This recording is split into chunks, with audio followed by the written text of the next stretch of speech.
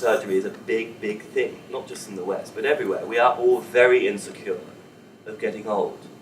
But we have to breathe into the different stages of our evolution in this incarnation, in this sense, from maiden to mother to crow, or for the man, I suppose, warrior to father to sage. This was a photograph I shot in Bhutan, and I think that face says so much about life and the journey of life. So I feel when I look at her cartography, there's a life well lived. I shot this young man in Kuwait about 7 years ago, and I called it the noble Bedouin. The word Bedouin in Arabic means stateless. It actually means without passport. And there are close to 500,000 human beings in the Middle East who don't have a passport. And that's partly the British and French legacy of carving up Iraq, Syria, and Saudi as they did in the 1920s, about 100 years ago. And of course we're seeing the ramifications of that today with the redrawing of the map. So this man, it's in a way, his grandfather was sold into slavery from East Africa, as you can see, ethnically. But he had this nobility, which was just incredible. And the eyes, for me it's all about the eyes in this portrait. You know, the turban represents the cultural diktats, the way he has to be and function in the society that he finds himself living in. But ultimately the eyes say so much. For me there's also a sadness, because there's not the ability to realize one's great possibilities for that incarnation. So many human beings don't have the ability to actually achieve what they're really here to do. And that's all our fault. We've got to create that world where we can believe in fellow human beings again. Because we're all very frightened at the moment. And it's very serious. Again, a beautiful portrait, but the eyes say it all. I was very blessed. I have a dear friend in the United Arab Emirates, and this is his sister. I photographed this about 5 or 6 years ago when she was 22. And this is called the Emirati burqa. And it looks more severe than it is. It's actually polished leather. It looks metallic in this photograph. And actually it comes out like this, so you can eat underneath it. But the whole point is it's the eyes that communicate. The face, the mouth, you can't, the sensuality of the lips, that's not there.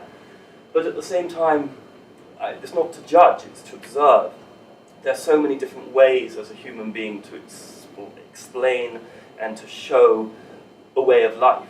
I think that's what interests me as a human being. Rather than judging, is to observe, wow, there's so many ways to be in this life. And this is just one person's way of being. And they still wear this in the rural areas of the Arabian Peninsula. So we're going to go from one slightly traditional way of being to something a little bit more aspirational. I photographed this about 3 or 4 years ago outside Dubai.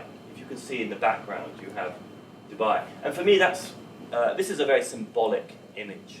I gave a small talk at Sharjah University, which is down the road from Dubai. And a lot of the women, Emirati women, asked me, well, did she have permission from her husband? I mean, did she get into trouble? What was she allowed? How was she allowed to drive her husband's bike? And for me, this is not the point. The point is it's a symbolic issue.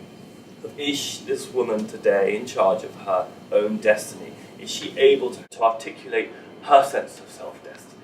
And the masculine city is representative of her, if you like, leaving that masculine symbols and being able to journey off in the way that she wants to. She may well turn around and go back to the city, the metaphor of the masculine, but she may not. And then, of course, there's a whole sense of the conversation of gender. And I mentioned it earlier. It's one of my things is if we look at it through the age of Aquarius, it means integration. There has to be a softening for the progress to happen on gender. Men have to become gentler and women more assertive. And of course, it's complicated. It doesn't mean women have to become aggressive necessarily like a man does, or a woman has to become gentle and demure like a woman might. It's subtle, it's both.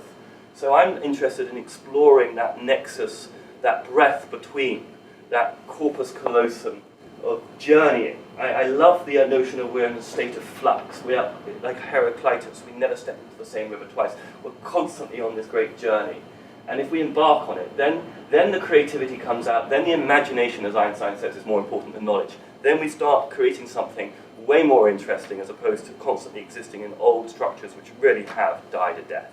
So the next image I photographed in Saudi Arabia, this is actually about co-creating the future. It's in some sense it's sensational, but in another sense it's much more about where the feminine is in the 21st century in relation to what we might call religion. But it's also about the internal sense of masculine and feminine and co-creating something together for the future that's brighter. I, of course, love juxtapositions, so I'm always creating these juxtapositions, there's no question about it. But hopefully they also speak symbolically to you, the viewer. So our next image is called My Wives and I, and it's a man with his two wives. Again, looking a bit at androgyny. The women here are looking at each other. There's two women. There's a somewhat androgynous man too. So it's playing on many different ideas. Yes, of course, it shows to a Westerner or to a non-Muslim that, you know, a man can have legally more than one wife. But in reality, that doesn't happen that much anymore. But I'm not particularly interested so much in that, because that's rather obvious. It's more about symbolically, in a way, the tripod between male and feminine energy, and maybe the rise of feminine energy, which will help heal the world.